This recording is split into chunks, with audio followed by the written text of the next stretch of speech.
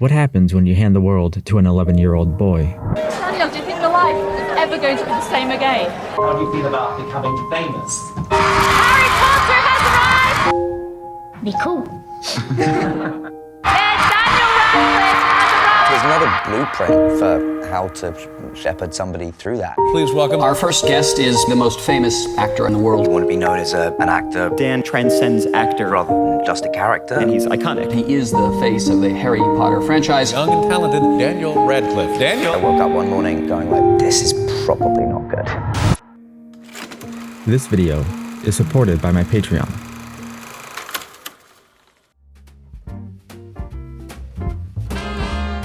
In a decade that saw some of the most iconic franchises in film history, there is no actor more successful than Daniel Radcliffe. Harry Potter and the Sorcerer's Stone. Harry Potter and the Chamber of Secrets. You can see him in Harry Potter and the Prisoner of Azkaban. Please welcome Daniel Radcliffe.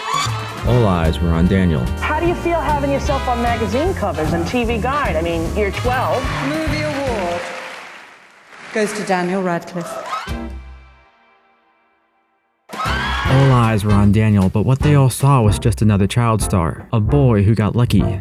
A boy with a lightning bolt scar. But Dan saw something else, even if no one else did. Best brand new films being honored at the Sundance Film Festival. And taking the top two prizes this year are The Birth of a Nation, based on the 1831 slave rebellion led by Nat Turner. And a film a lot of people were talking about, Swiss Army Man, won for Best Director, even though some audience members walked out over the film subject, a flatulent corpse. All right, moving right along maybe? A little awkward. I don't know, I get why they walked out. Hi, I'm Daniel. Hi, Daniel. I'm also Daniel. And we directed Swiss Army Man. What are you doing? I'm singing a song so you won't overthink things. Congratulations, Swiss Army Man. This is a fantastic movie where you're taking a real challenge, a real risk. Oh, what are you doing? All you have to do is talk to her. I believe in you. You know, by playing a corpse who farts a lot. Yeah. And has erections that act as a compass. Yeah. Honestly, it's your erection is a compass. Yes, Okay. it is pointing the way home. Okay. And Does Welcome to set, Daniel Radcliffe. We're so glad you came. Can we stick this thing in your mouth? I am very proud of the very, very minimal amount of dummy work that is in the film. That's really It's really me. I think this is the kind of movie that speaks to him for some strange reason. I think this tapped into something very personal for him. You were actually teaching Paul Dano's character how to be a human being as a corpse. Can you explain any of that? Not really.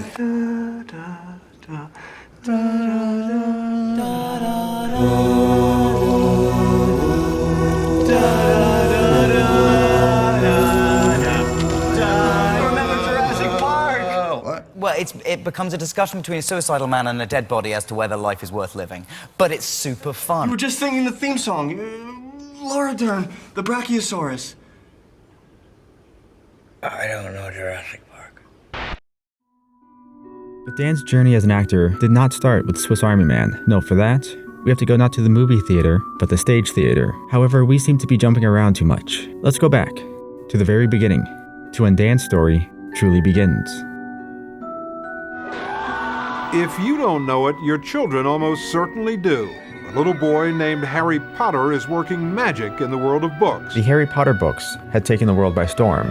Joe Rowling had recently sold the film rights to Warner Brothers. Where are we at with the movie? Production was going well. Actually, we're doing really well with the movie. But by the end of the year, they ran into a serious problem. It'd be quite kind of nice to find Harry, though.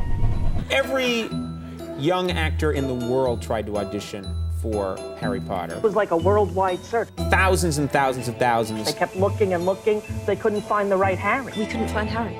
Looking and looking and looking and not finding. The search for Harry Potter was insane. And it was getting kind of weird.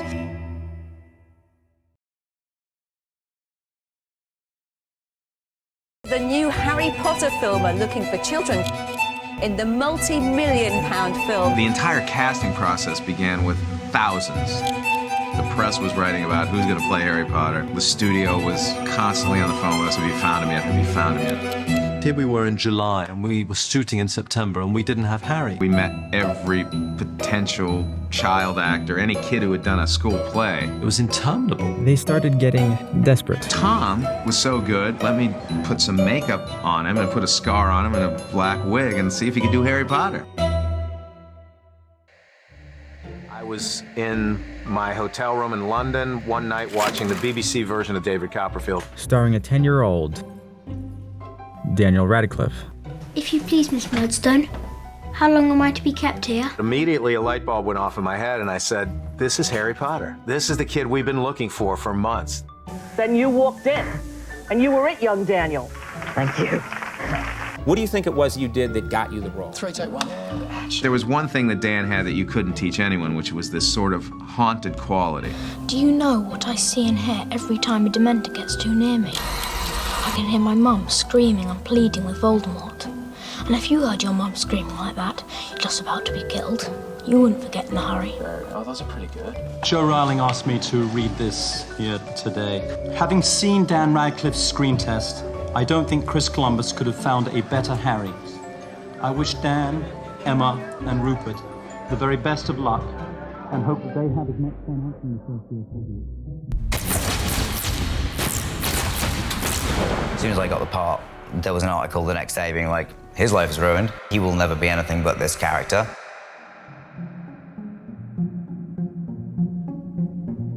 Child actors just become fucked up. It's a big challenge, though. I mean, that's like the most famous literary figure of our time, really, Harry Potter. If you make a kid famous, you're ruining that kid. Does Daniel Radcliffe like being famous?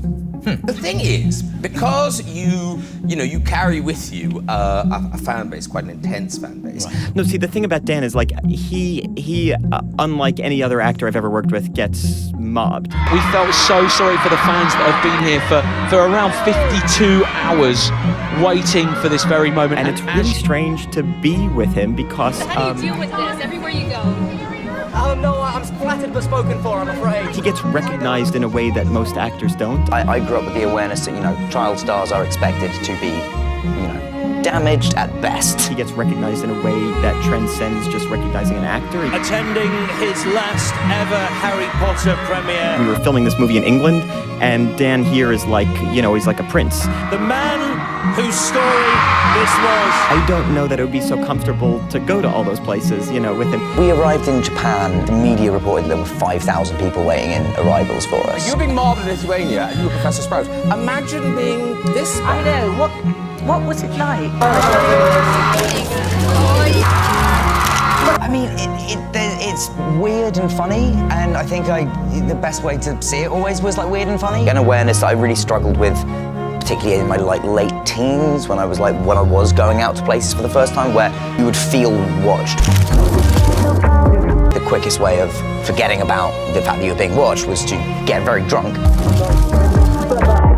As you get very drunk, you become aware that, people are watching more now, because now I'm getting very drunk, so I should probably drink more to ignore that more. Tonic time. Nobody push, because if we push, it gets a little bit. I got other people falling here.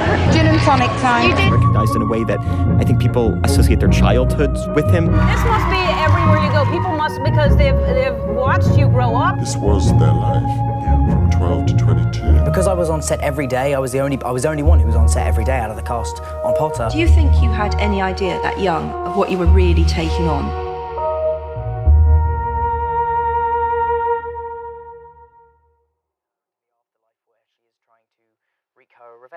So yes, it's quite a good film. I'm not sure it's as commonplace as we used to hear about, certainly through the 80s, but people who get a lot of profile when they're young, you hear an awful lot about the flame-out stories at the end.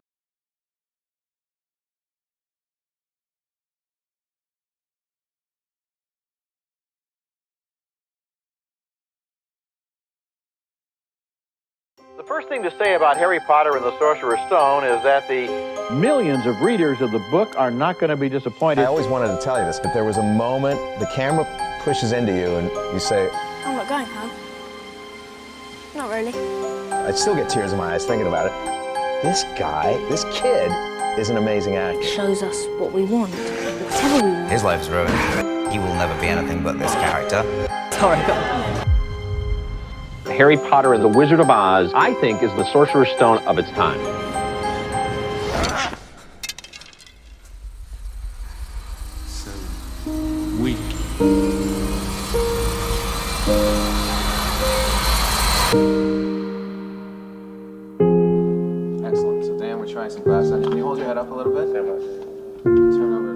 Harry Potter. The boy who lived. Come to die.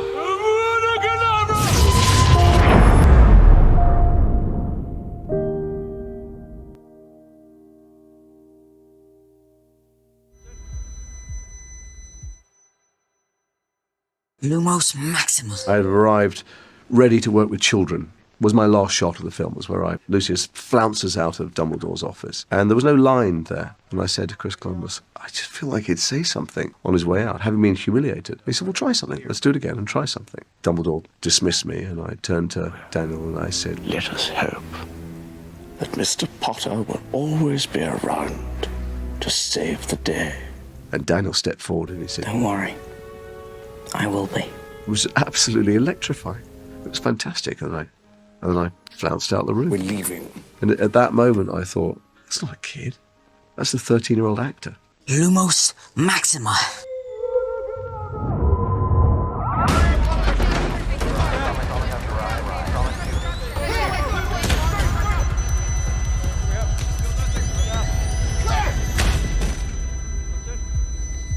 All right, nurse, let's call it. Lumos Maxima. What did you say your name was again? Harry Potter. I'm actually a really fantastic dancer. But because Harry's not very good, I felt I should play it down. Do you have a mentor? You, as a young actor coming up. Who is that? Did another performer That man. mentor you? Who is that? Is Sirius Black. That is. Are you going to kill me? Gary Oldman. I always looked up to Gary a huge amount. You could actually learn from Daniel Radcliffe. The Harry Potter series is not going to last forever. Because I don't know many 17-year-olds that would have done Equus. That's risky. And so he needs to prepare for himself to be seen as an actor and not just as this one character. And then I went and did Equus. Crash, bang, what's that? The sound of a promising career coming to a grinding halt. Now to Harry Potter like you have never seen him before. The 17-year-old actor, Daniel Radcliffe, is bearing it all. It's a brand new play, a role that's helping him shed his innocent boy wizard image. But for the legions of Harry Potter fans, many of them young, and also their parents all around the globe, it's setting off a firestorm. Well, I wanted to ask you about Equus because that was such a crazy left turn from expectation. What was it like coming off these huge franchises, and then you're on the theater, bearing your soul and your body? I wanted to really test myself. If I'd done some just like nice, quaint English play, people would have still been like, well, you're not really showing us anything different. What was it like making that transition to stage? It was the best thing I could have done. Indeed, there is a terrific revival of Peter Shaffer's modern classic, Equus. I know that there's horse and sex. I know that there's blinding of the horses. It's a play about a boy who blinds horses and the psychiatrist who understands why he does that. And I know that I'm really excited to see it.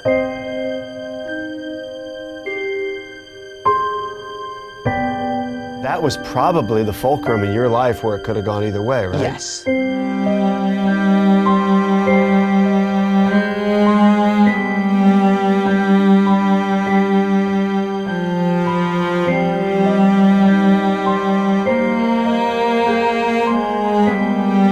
Daniel, he is the most hardworking and extraordinary young actor I have ever worked with. What?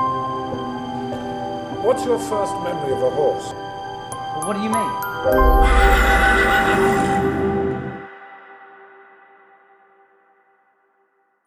Dan took the momentum from Equus, and, well, he ran with it.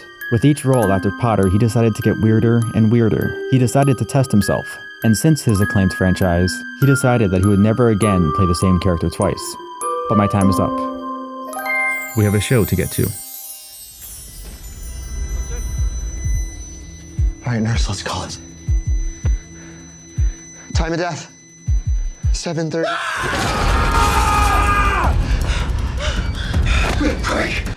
I need some paper and a number 2 pencil. Here you go, baby.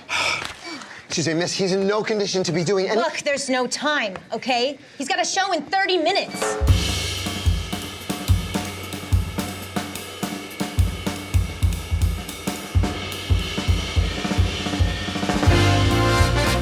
Ladies and gentlemen, Daniel Radcliffe.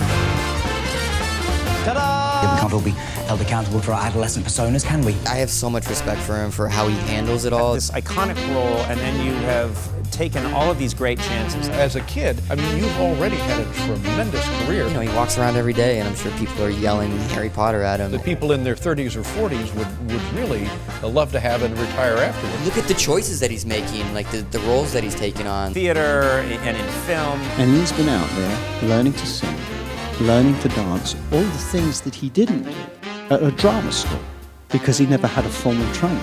He doesn't think the world owes me a job because I was Harry Potter. And I think that is an incredible attitude.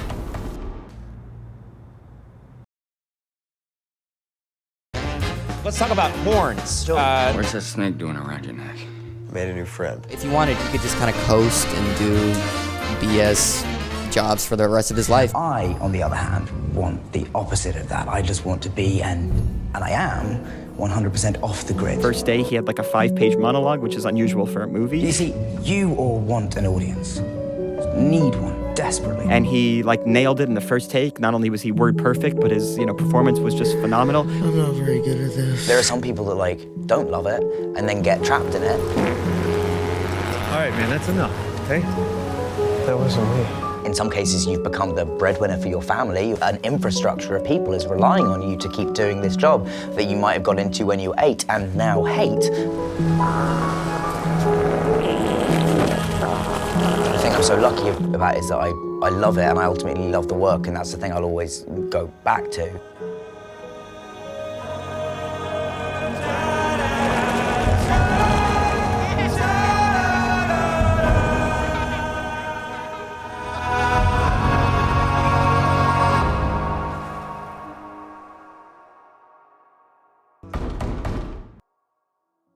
Coming. Hi, I think you have the wrong apartment. That's not a parody! Fuck, what? Who the fuck are you? Big man. Hey, Pablo. You forgot one thing. I'm certified platinum. Fuck, man, I love film. Eat it. I love this job, I love this industry. I love what it does for me, I love what it's done for other people. Don't ever give it up, mate. I fucking won't, don't worry.